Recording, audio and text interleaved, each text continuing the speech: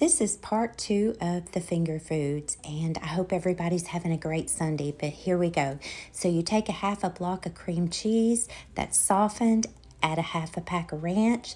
I cut up 1.5 green onion to put in there, and I'm using some pepper jack cheese. I added about 3/4 of a cup, a half to 3/4 of a cup.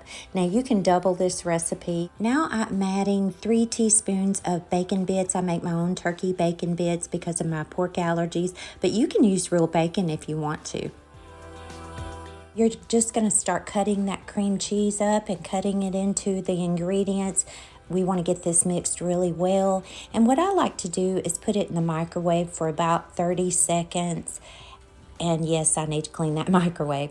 But by heating it up, it's easier to form the ball.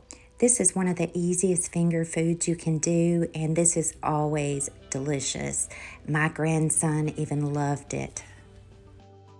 This goes really well with crackers, but my grandson and I love our veggies. Now we're going to make another finger food. You want to make sure to oil down that muffin pan, grab some tater tots.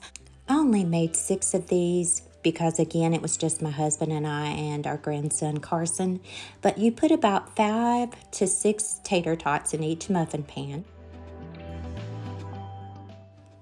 Then you'll need a cup or something that you can mash into these potatoes. You're going to create a bowl. Now this is not the easiest thing to do. You want to make sure those potatoes are up around the edges too. So I don't know if you're supposed to lay the tater tots a certain way. The instructions didn't say that. I will definitely make this again and hopefully get better at that. But mine turned out okay and they were wonderful.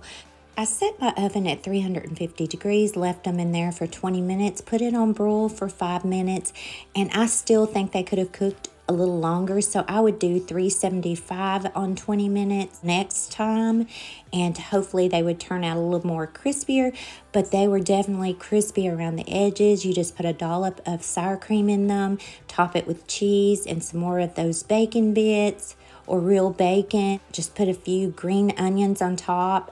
These were yummy. I should have made more of them. My husband and my grandson and I love them. So that concludes my finger food videos. I hope all of you have a great week.